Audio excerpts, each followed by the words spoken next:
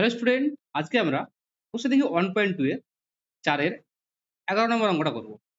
আর এই অঙ্কটা একটা ভীষণ ইম্পর্টেন্ট অঙ্ক। আমি কেন ভীষণ ইম্পর্টেন্ট বলছি তোমরা একটু পরেই বুঝতে পারবে।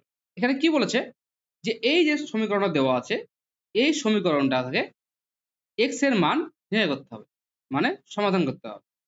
আর এখানে দেখো কি বলেছে, স্পেশাল ভাবে দেখো থার্ড ব্র্যাকেটে বলেছে a not equal to b, c not equal to d। আর এখানে দেখো x যে চল, সেই চলের মানটা কি বলছে, মাইনাস a বাই b হবে না, আর কি মাইনাস c বাই d হবে না। যদি a বাই b আর c বাই d এই মানগুলো যদি বসাই তাহলে কিন্তু সেটা সমীকরণ আর থাকবে না, ওই জন্য হবে না। কিন্তু এখানে a not equal to b আর c not equal to d এটা কেন দিয়েছে, এটা তোমরা আর একটু পরে জানতে পারবে যখন আমি তোমাদেরকে অঙ্কটা করাবো। চলো শুরু করি। দেখো এখানে এইদিকে একটা রাশি দেওয়া আছে, এদিকে একটা রাশি দেওয়া আছে। আমরা এই রাশিগুলো যদি কোনাকুনি গুণ করি তাহলে কি হবে, x plus b c plus dx সমান a plus bx into cx plus D.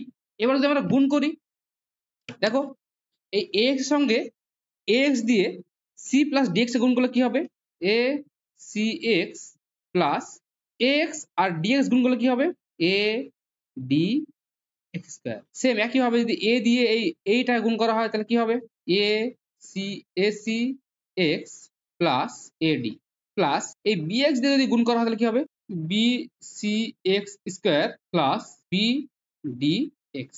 দেখো এবার আমরা দেখো এইদিকেও x স্কয়ার আছে, এদিকেও x স্কয়ার আছে, এদিকেও x আছে, এদিকেও x আছে। তাহলে আমরা কি করব, এগুলাকে সব এইদিকে যে চলগুলো আছে সেই সব চলগুলোকে আমরা বাম পক্ষে নিয়ে চলে আসবো এবং সাজিয়ে নেব। তাহলে দেখো কি করছি, আমরা এই a dx স্কয়ার রাখছি, a cx plus a dx square plus bc plus b dx minus acx plus minus ad minus bcx square minus b dx সমান সমান 0। এবার আমরা সাজিয়ে নেব। দেখো যেখানে যেখানে এক্স স্কয়ার আছে সেগুলো 1 দিয়ে করব, যেখানে যেখানে এক্স আছে সেটাকে আমরা 1 দিয়ে করব। তো সমান সমান দেখো a dx square, a dx square, এখানে তো bc x square minus bc x square হলো। আর দেখো এখানে তো প্লাস b dx আছে, এখানে তো মাইনাস b dx আছে, তাহলে কি হবে, এটা কেটে যাবে। আবার দেখো মাইনাস acx, এখানে তো প্লাস acx, তাহলে এটা ওটা কেটে যাবে। তাহলে কি পড়ে থাকবে মাইনাস ad আর পড়ে থাকবে প্লাস বিসি সমান 0। তাহলে এখান থেকে যদি আমরা এক্স স্কয়ার কমন নিয়ে নিই তাহলে কি হবে, এ ডি মাইনাস বিসি। এবার দেখো এখানে দেখো এডি আছে বিসি আছে, আর এখানে দেখো এডি মাইনাস বিসি পেয়েছি।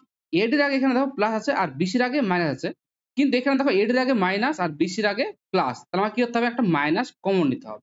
মাইনাস কমন নিলে কি হবে, এডির আগে প্লাস হয়ে যাবে আর বিসির আগে মাইনাস হয়ে যাবে সমান সমান 0, মানে -1 কমন নিতে হবে। ঠিক আছে, এখান থেকে এডি মাইনাস বিসি, তাহলে এডি মাইনাস বিসি কি করতে হবে, কমন নিতে পারি, এক্স স্কোয়ার মাইনাস 1 সমান সমান 0। এবার দেখো এই দেখো এটা কি, এটা একটা চলরাশি, এটা একটা চলরাশি, এই দুই চলরাশির গুণফল কি 0।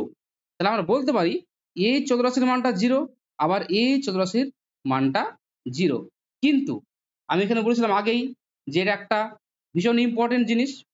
দেখো আমি এখানে বলা আছে a not equal to b আর c not equal to d, তাই তো। তাহলে এই যে প্রয়োগটা এবার দেখতে হবে, চলো তোমাকে দেখাই।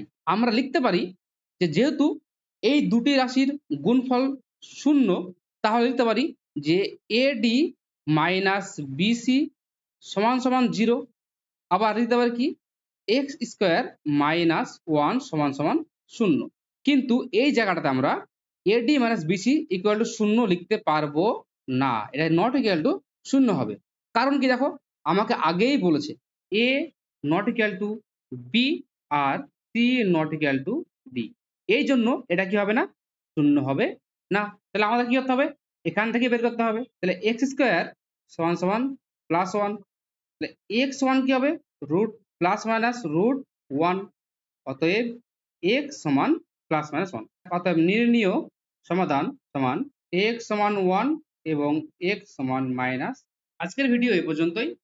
ভিডিওটি ভালো লাগলে চ্যানেলটিকে সাবস্ক্রাইব করে দিবে এর পরের ভিডিওতে আমরা 4 এর 12 নম্বর অঙ্কটি নিয়ে আলোচনা করব। ধন্যবাদ।